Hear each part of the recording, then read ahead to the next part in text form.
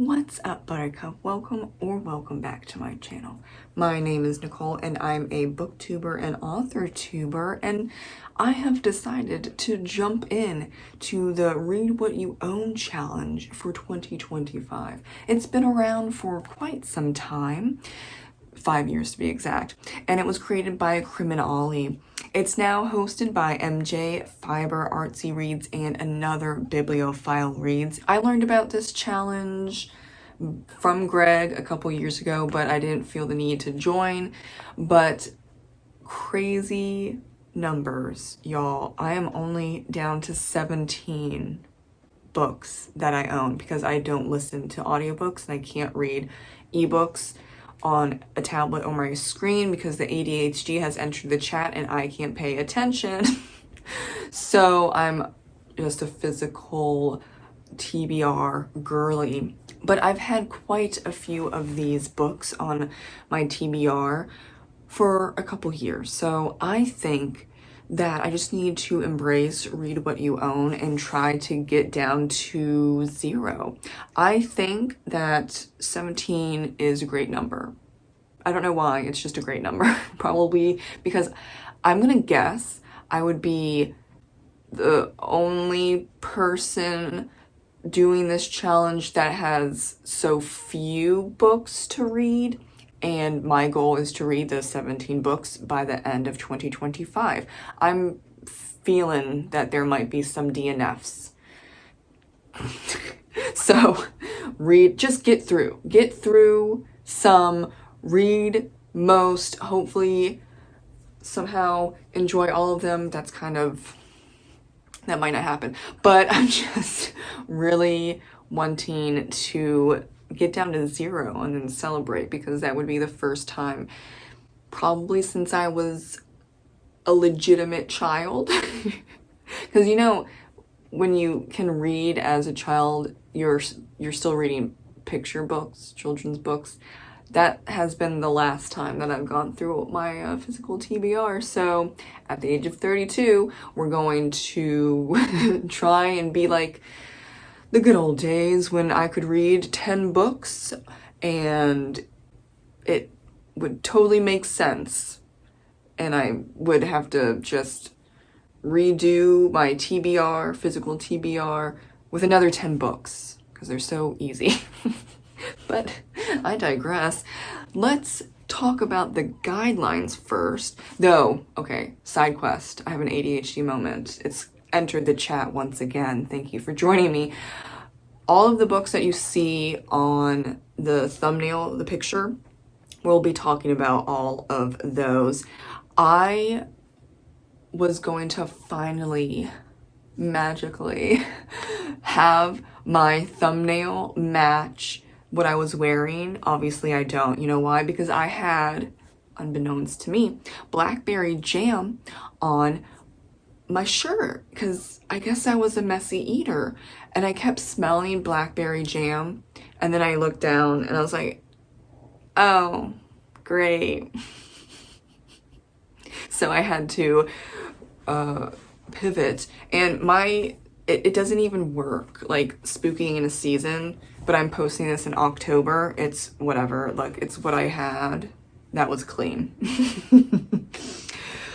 But you know, me trying to take a picture in the clothing that I filmed, like obviously I'm a hot mess, and that's why I have like, what is it, 40 already staged whatever thumbnail pictures of myself to use, because whenever I try, I cover myself in blackberry jam apparently. But we will be talking about all those books that I held up. Also, another thing, I did not want to hold those books up. I had to get my husband to help me, and we took 3 pictures, and like the one that came out the best is the thumbnail. And then I was like, I'm not redoing this. So that's what the chaos is for Read What You Own on this channel in this particular video. Here we go. The guidelines are: go and look at your unread books and get fired up for reading them. But this isn't a rule, just a suggestion, by the way. And some people make this really, really strict. I'm gonna just chill with it because I do think that it's really important to read what you own and to limit buying to a certain extent, even if you have room and even if your spending on books is within your budget. I think it becomes a problem when you don't have enough room, and especially, well, actually, this is the main one, when you are buying books or really anything and it is over your budget, but you keep doing that. That kind of signals that something else is going on, and we're not here to talk about that because that's psychological. I am just talking about you got some or a lot of books on your TBR and you want to do this challenge with us. Love to see it. Don't take it too seriously or else what's the fun in that? Yep. So have fun, but also, you know, try and get through however many books you want to. Okay, now set yourself a target for what you want to achieve before buying more books. Yeah, so you're on pause, y'all. You're on pause. This should be challenging but realistic. Don't overwhelm yourself, big important thing, or else this won't be fun anymore, and that's the point, fun. Also getting through your TBR. The target can be whatever you want. It can be, for example, a number of books read, a page count goal, a period of time you'll spend reading, so on and so forth. Specify any exceptions you're giving yourself, e.g. gifts, books bought at a particular event, books by people you know, books for challenges, etc. Enjoy the minute it turns into drudgery, quit.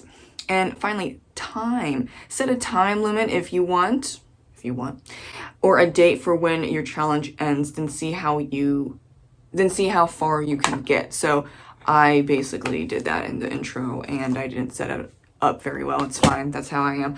I have 17 books.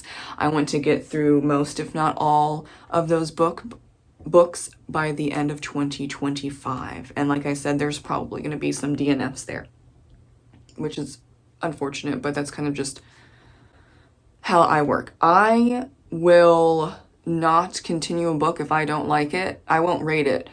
And then I'll donate it to the little library nearby, or multiple little libraries nearby. Blah. That was hard for me to say. For some reason, might need more coffee. But yeah, I just don't want to waste my precious time and energy reading books that I know I won't like. So that's kind of how I can get through my TBR pretty fast. I know there are people that have to finish books that they don't like, and I would just ask yourself why you feel that way. I think people are overwhelmed with their TBR because, or just like sometimes just reading in general, or just booktube in general, because there's so much out there. And yes, there is so much out there, and I think unconsciously, and for me consciously, because I am an existential crisis girly and have been since I was 4 years old. Yes, that's my life, where I know I can't get to everything that I want to because we're mortal. So you do have to pick and choose what you want. And I know that's hard for a lot of people. And there's, you know, TBR overwhelm. And yeah, there's a lot of talk about TBR overwhelm right now. So, you know, this is a good challenge to get behind. For fun, though. It's for fun. I know there's some people on BookTube that are very competitive, as if reading's like a competitive sport, but you control your actions and what you do, and if you want to have fun while doing this challenge, please do so. Okay, I'm off my soapbox. We're going to go through each and every book just to briefly talk about it, and as to why I might not have read the book so far or already, or like, is it new? I don't know. Like, we're gonna wing it. They're all over here. That's why I'm gonna be moving back and forth. Okay, the party moment. This is actually a gift from Stuart, who is a channel member. Shout out to Stuart. He sent me this, and also Atmosphere, which I read and reviewed already. But this I added to my Amazon book wish list, I don't know, like a couple months ago. Crypt of the Moon Spider, because this is assigned reading for the Messed Up Book Club in December. So actually, this is the newest, and this is gonna be read because it was, it is for the Messed Up Book Club. A couple people are going to read it with me, and it's short, and we did this on purpose because y'all know that the holidays are cuckoo for Cocoa Puffs. And so we decided to choose a short horror novel. I've heard good things about this, so I'm excited. Next up, we have actually some books that I am currently reading, but I paused. I paused The Master and Margarita because I am not in a headspace to think deeply.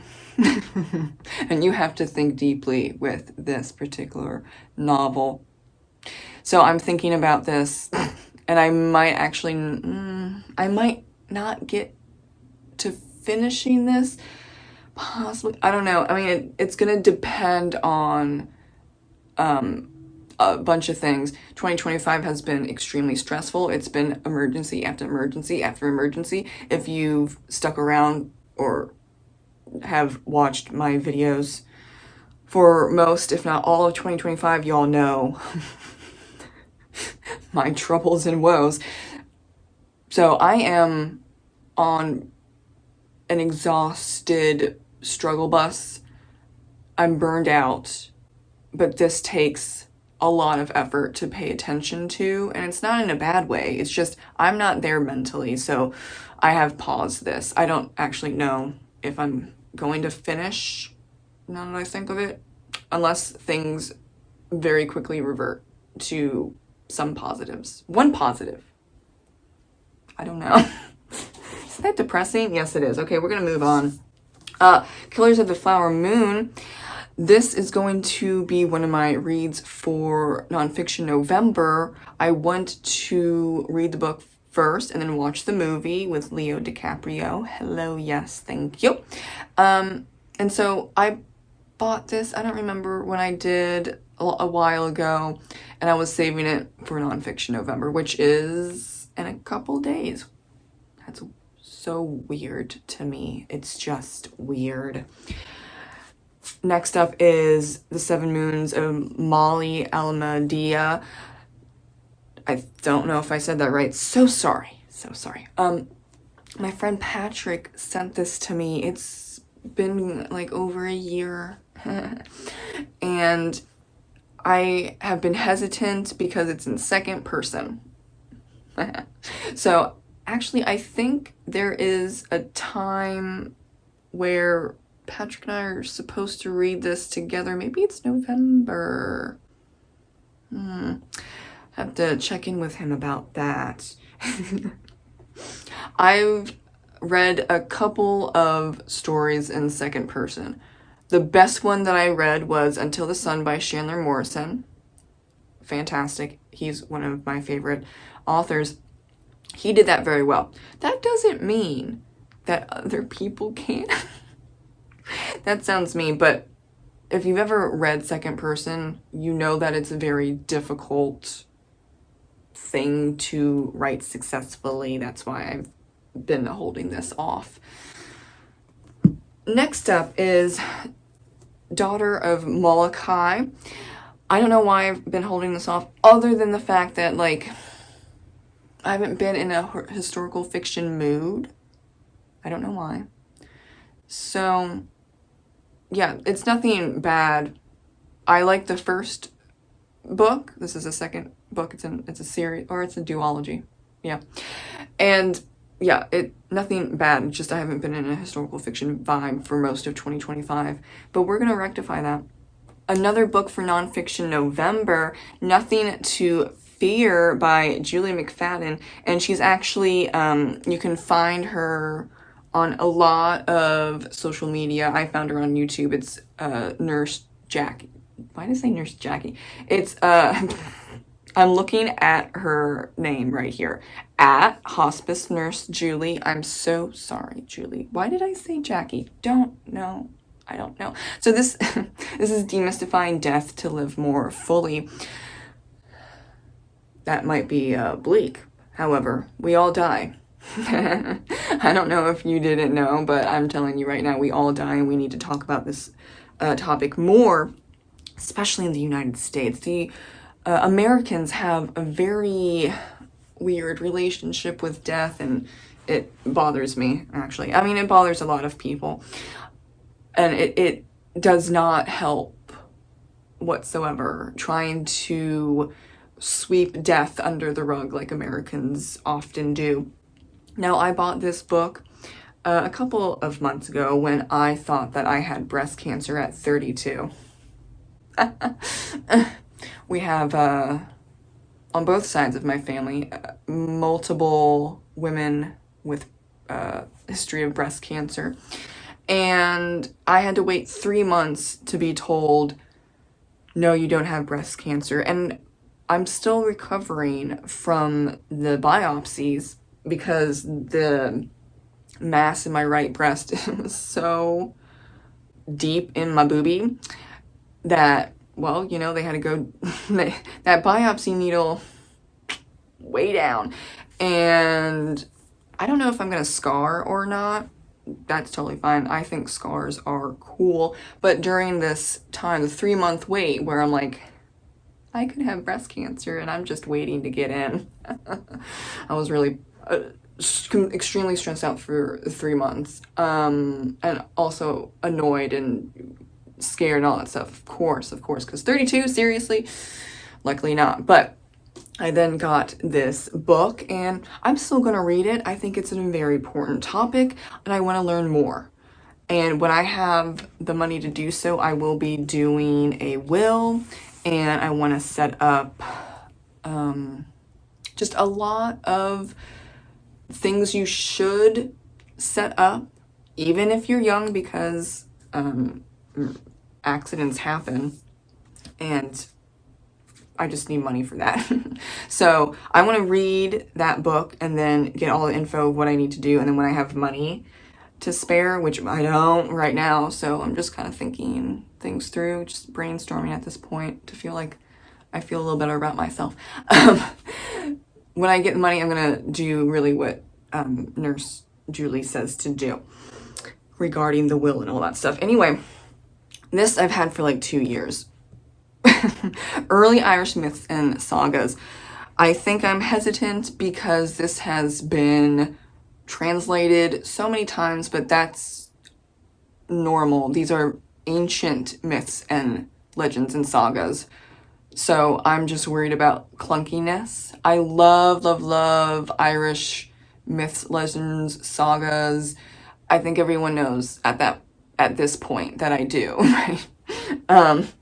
But yeah, I've just been a little hesitant. And yeah, because it's translated, you can have a bad translation and then I don't want it to be ruined in my mind. Yeah, so that's just my thoughts, comments, and concerns on that. We have Knife by Salman Rushdie. This is for Nonfiction November coming up.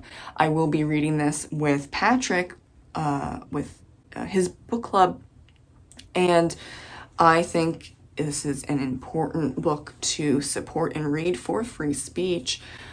And I just really feel for Salman Rushdie and everything that he's gone through. So I thought it would be thicker. You know, this is a good length. I don't know. Is there back matter? No. Okay, so it's about 209 pages. Okay.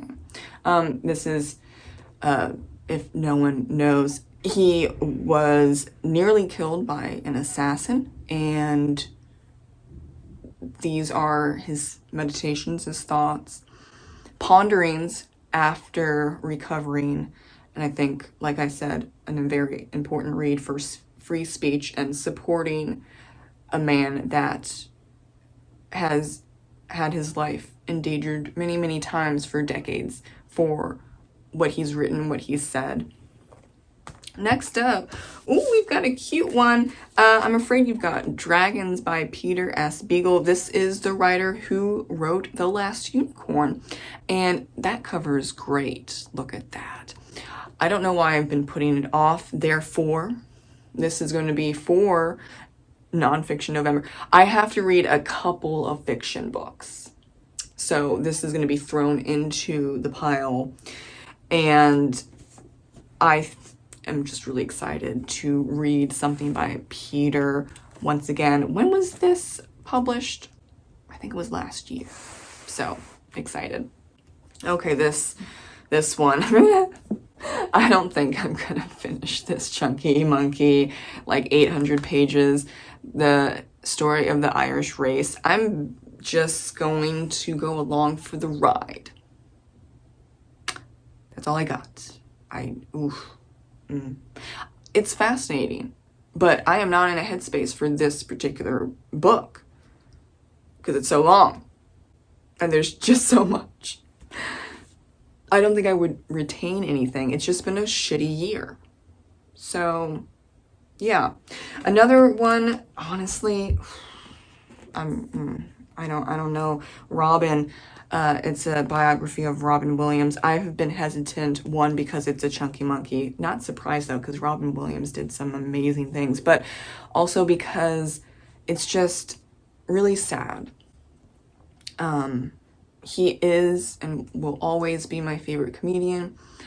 He had made me laugh so many times when I was a kid. Still now. When I was struggling, he was a fantastic comedian, actor, person. So I don't know. I mean, I have been told that this is a great biography. I don't doubt that. I just don't know at this point in 2025 when I'm burned out, I'm stressed out, I am kind of barely functioning at this point, that I want to add more to myself. But it could also be that this is very uplifting, even though he did kill himself. There could be some other great things that kind of not really balance out the sad ending. Yeah, okay, I don't know. I really don't know. I've had this for about 2.5 years at this point. It's just really damn tough. It's hard. It's difficult. I might have to be in a different headspace to read his biography. So then again, we now have 3 books that I probably won't finish by the end of 2025, but I'm changing the rules and that's okay. Next up, we have the Book That Wouldn't Burn by Mark Lawrence. I did start it, but I think this is a very serious high fantasy novel, and it's a trilogy. So this is the first book in the trilogy, and it's the first Mark Lawrence book of mine. Not particularly in the right headspace when I tried to read it 2 months ago. That's why I paused, but I didn't give up. And it's not even a DNF. I just paused. At that time, I needed fluffy and funny. This isn't fluffy or funny as of 15 pages. But, I mean, it could be. I don't know. What high fantasy is fluffy and funny? Yeah, okay. So, I paused, but that doesn't mean that I'm giving up on it. I just, need some good news to kind of lessen the stress. We'll get to it. It's fine. Okay, next up, I've had this for quite some time. The Bone Ships by R.J. Barker. I think it's just because it's kind of big and I don't know if I would enjoy it or not, even though it's a, fantasy about pirates, as I have been told. That's cool, right? I just have had my brain not wanting to read thick books, and this is where we are at. Most of the books that I've owned for quite some time, like over a year, is because they're thick, chunky monkeys. Yes. Okay, we've got the last three, and they're all chunky monkeys. We've got Myrta. Oh my God, help me. What is this? How many pages? And how's the font? How is the font? Oh, we're at, let's see. Oh, that's a cute little, I need to stop. 665. The font at least is not teeny, but, okay, that's where I'm at. Oh, look, and we got another Christopher Paolini book, To Sleep in a Sea of Stars. I actually got this. It was fantastic. At a little library, like a mile away. Ooh, yes, love to see it. But yeah, another chunky monkey here. And also, what is this? I have been told it's a space opera or like sci-fi. That's why I picked it up at the little library. Those aren't really my genres, but I really do enjoy Christopher's writing and his, worlds and all that stuff. So not like I paid for it. Not like I feel the need to read even like 100 pages because I bought it for, like $35, which, oh my God. But that's what hardcovers are going for nowadays. I got it at the little library. It's free. If I don't like it, I just DNF and I take it back to the little library that I found it at. But still, look at this. Look at this. Ooh, look, another pretty color cover. Ooh. Okay, I need to stop. That's the same thing that happened in Myrta. I like when artists / publishers add artwork, but that does not help with my ADHD. Okay, the last one. I've had this for quite some time. I got it for $8.99.